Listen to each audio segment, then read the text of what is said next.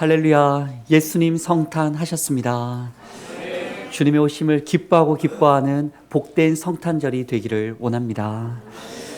지난 주일 온 성도들과 함께 성탄 축하 발표회를 함께 하던 중에 제가 어릴 적에 참여했던 크리스마스 이브 행사 그날 밤이 생각났습니다. 당시 제가 속했던 초등부에서 동방박사 이야기를 준비했었고, 저는 그 중에 동방박사 세 사람 중에 한 명으로 머리에 두건을 쓰고 그리고 성가대 가운을 입고 허리에 띠를 띠고 지팡이를 들고 딱 하니 등장해서는 네모난색 금색 모양의 금색 모양의 상자를 황금이라 하며 예수님께 이렇게 드렸던 기억이 납니다. 오늘 주보 천면에도 동방박사들의 그림이 실려 있습니다. 용지에는 인쇄가 다소 짙게 되어 잘 보이지 않지만 우리 오늘 화면을 보면서 말씀을 함께 따라가 보면 좋겠습니다. 빛의 화가 렘브란트가 1632년에 그린 동방박사의 경배라는 작품입니다. 보이시나요? 그림이? 네. 우리 주보보다는 좀 더 선명하게 보이죠? 렘브란트는 그림에서 크게 두 사람을 대조시킵니다. 그 중에 한 명은 당시 유대를 통치하던 헤롯 왕입니다. 그림의 정가운데 근엄한 표정으로 배를 내밀고 서 있습니다. 그의 바로 뒤에는 시종 드는 종이 우산을 받치고 왕을 보필하고 있습니다. 그리고 그 바로 왼쪽에 제사장으로 보이는 사람이 향로를 피우고 있습니다. 그리고 또 바로 그 왼쪽에 군인으로 보이는 사람도 투구를 쓰고 지금 이 성탄의 장면을 지켜보고 있습니다. 분명 그는, 헤롯 왕은 그림 중앙에 세상의 중심에 서서 목을 꼿꼿이 세우고 권력을 휘두르고 있지만 여러분 한번 표정을 보세요. 그의 표정에 기쁨이 없습니다. 뭔가를 걱정하는 듯 초조해 보이는 표정입니다. 실제로 당시 헤롯 왕은 오늘 본문 말씀 1절에서 동방으로부터 온 박사들이 예루살렘에 찾아와서는 유대인으로 나신 왕을 경배하러 왔다라며 별을 보고 따라왔다라며 말했을 때에 무척이나 당황했었습니다. 이미 내가 지금 유대의 왕으로 있는데 로마로부터 인정받은 분봉왕이 바로 나일진데 또 왕이 어디서 태어난단 말인가. 왕에 오르기까지 치열한 정치적인 싸움을 했고 수많은 정적들을 죽였고 로비를 해가면서까지 여기까지 왔는데 어떻게 오른 왕좌인데 유대인의 왕이 또 태어났다고 하니 그는 겨우 차지한 왕좌를 뺏길까봐 심히 두려웠던, 무서웠던, 놀랐던 마음이 들었습니다. 그래서 그는 태어난 왕 아기가 도대체 어디서 태어났는지를 알아보려고 합니다. 오늘 본문의 2절을 보았더니 모든 대제사장과 서기관을 불러 모읍니다. 여러분, 대제사장이 누구예요? 당시의 성전을, 오늘로 치면 예배당을, 예배를 관리하던 종교 지도자입니다. 서기관은 누구입니까? 당시의 율법, 곧 말씀을, 구약 성경을 가장 전문적으로 지식 가진 종교 지도자입니다. 성전 담당자와 율법 담당자를 불러다가 그 말씀에 혹은 성전 예법에 오실 유대의 왕이 어디서 태어나냐라고 말했는지를 찾아낼 것을, 약속한 그리스도, 메시아, 구원자, 왕이 도대체 어디서 왜 태어나는지 알아볼 것을 명령합니다. 종교 지도자들이 열심히 연구했는 결과 그 결과가 무엇입니까? 5절에서 6절을 보았더니 다 확인해 봤더니 미가 선지자가 예언을 했더라는 겁니다. 어떤 예언을 했냐면 베들레헴아, 그 여러 지역 중에 베들레헴아, 너는 유다 족속 중에 작을지라도 이스라엘을 다스릴 자가 내게서 나올 것이라 말했으니 유대의 왕이요 구원자는 그 동네에서 날 것이라고 종교 지도자들이 헤롯 왕에게 보고를 올립니다. 여러분, 그랬을 때 바로 그 순간 헤롯 왕의 결정이 무엇입니까? 동방 박사에게 아기가 여차여차 태어날 것 같은데 한번 잘 찾아가 보라고 얘기합니다. 그런데 그때 덧붙여 말하기를 아기를 찾고 돌아가는 길에 나에게 어딘지를 좀 알려달라고 부탁을 합니다. 왜 부탁을 했나요? 본인도 찾아가서 경배하기 위함이었을까요? 아니었습니다. 아기가 있는 위치를 알려주면 찾아가서 그 아기를 죽이고자 헤롯 왕은 계획을 합니다. 여기서 여러분 참 이상하지 않습니까? 분명 헤롯 왕은 당시 종교 지도자들, 율법 맡은 자와 성전 맡은 자들이 그렇게 연구해서 하나님께서 베들레헴에 왕을 보내주실 겁니다라는 말씀과 예언을 들었는데, 그 장소까지 알았는데, 그 장소에 하나님이 보낸 사람께 경배하러 가는 게 아니라 어떻게 하러 가고자 했다고요? 죽이러 가려고 했다라는 겁니다. 하나님이 하신 걸 알았는데 죽이러 가려고 하는 헤롯 왕입니다. 믿지 않기로 결정한 겁니다. 하나님의 뜻보다 누구의 뜻이 중요했을까요? 내 뜻이, 왕으로 있는 헤롯 왕 내 뜻이 중요했던, 내가 가진 것이 중요했던, 내가 먹고 싶고 누리고 싶은 것이 더 중요했던 헤롯 왕입니다. 결국에 그는 동방의 박사들이 아기를 만나고 다시 돌아오지 않자 기다리다 못해 베들레헴과 그 주변 지역의 모든 아기들을, 특히 2살 아래로 남자 아기들을 다 찾아내라고 명령합니다. 왜 찾아내라고 했을까요? 잡아서 죽이라는 것이었습니다. 여러분, 그래서 오늘 렘브란트의 그림을 다시 보면 헤롯 왕 중심으로 좌우로 아주 거뭇하게 흐릿하게 잘 보이지 않는 어린 아이들의 그림이 있습니다. 보이십니까? 좌측에도 손 밑에 있고 우측에도 손 아래에 아기의 그림이 있습니다. 헤롯이 자신의 욕심을 따라 죽이고 말았던 억울한 아이들의 그림이 함께 그려져 있습니다.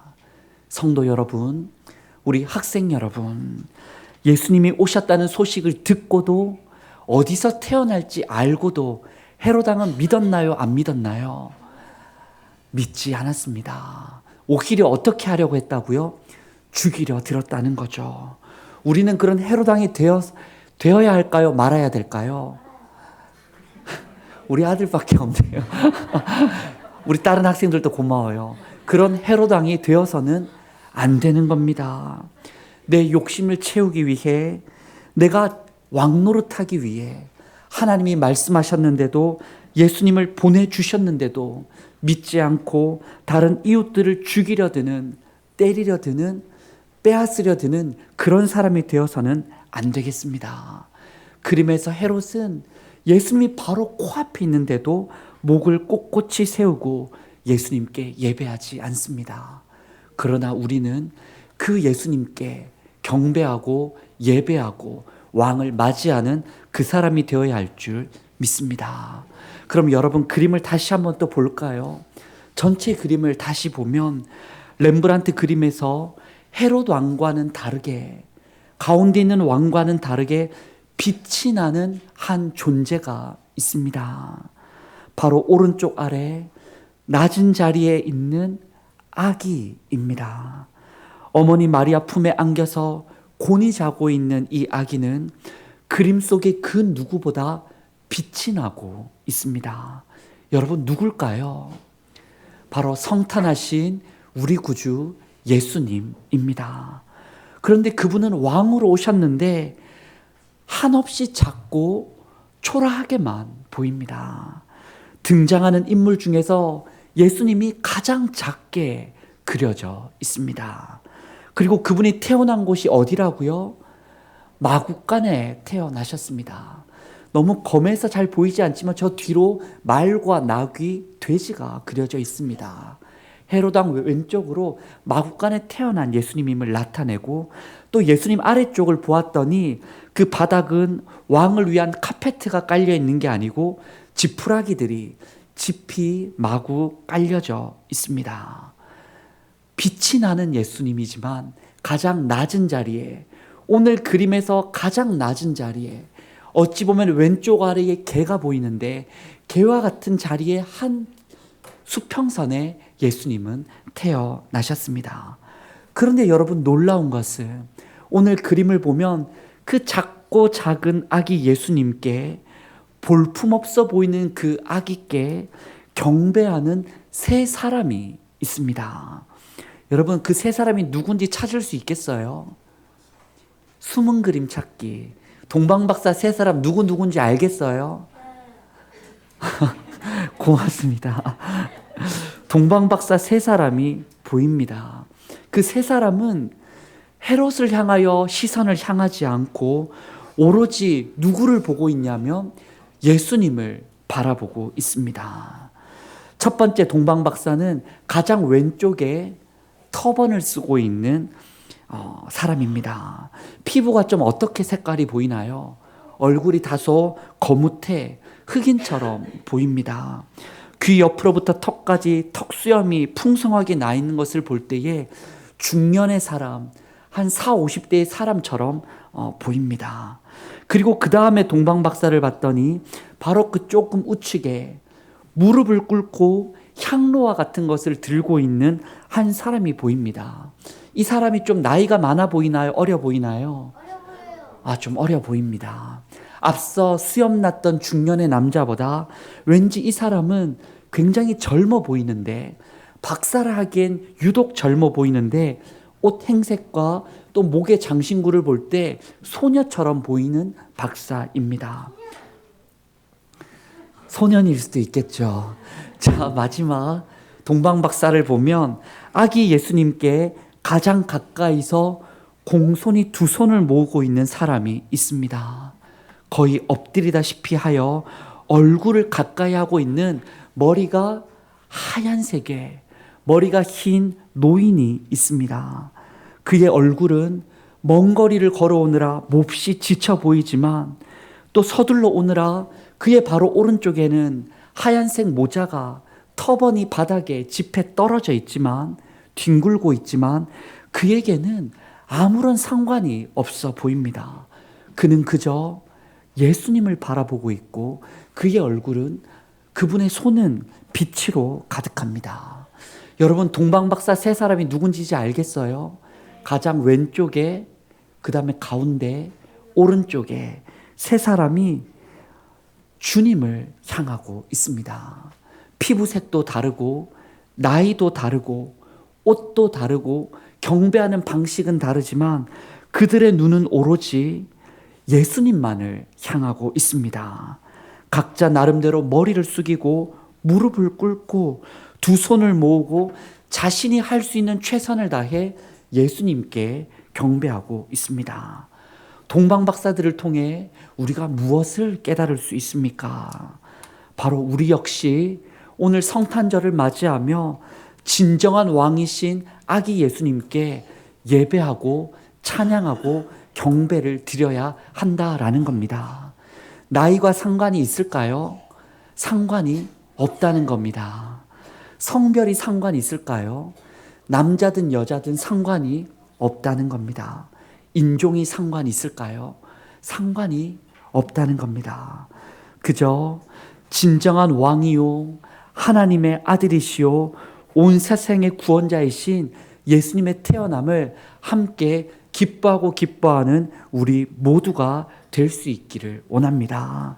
그럼 왜 여러분, 그들은 이 많고 많은 그림의 사람들 중에 그들은 예수님을 알아볼 수 있었겠습니까?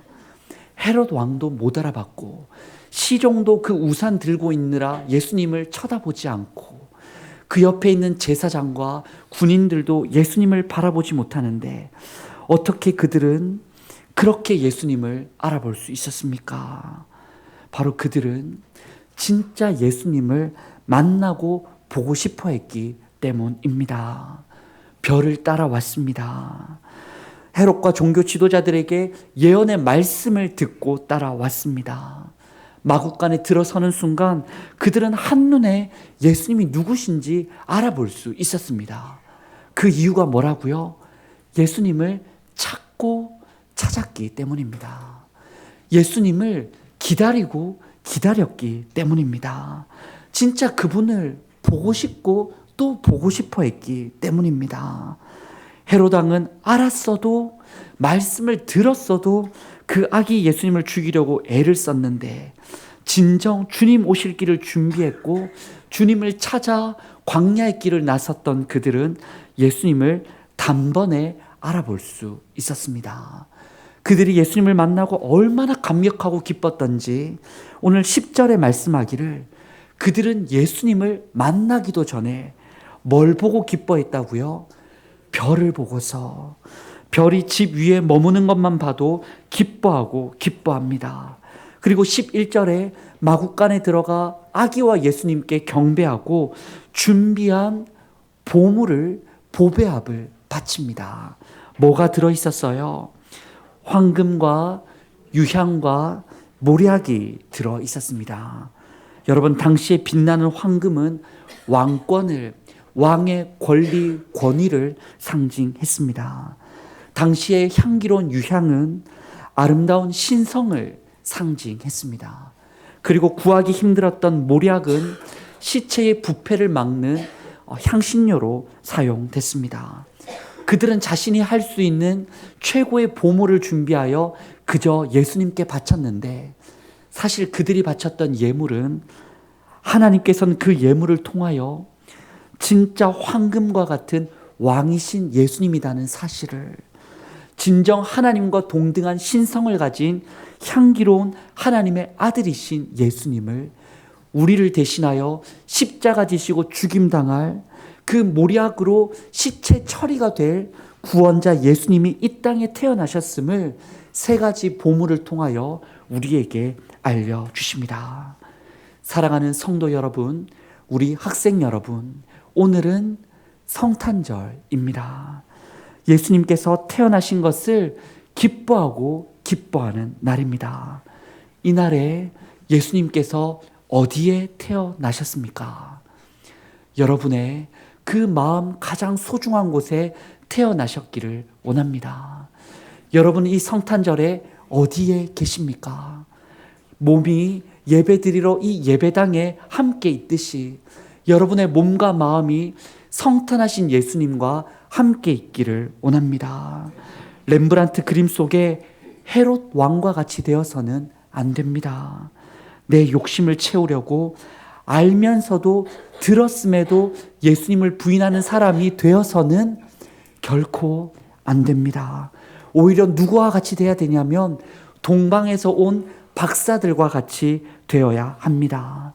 남녀노소, 신분고하를 막론하고 할 수 있는 최선을 다해서 우리 예수님께 예배드리고 높여드리고 찬양할 수 있기를 원합니다. 우리의 찬양을 우리 예수님 기뻐 받으실까요? 안 받으실까요? 기뻐 받으실 줄 믿습니다.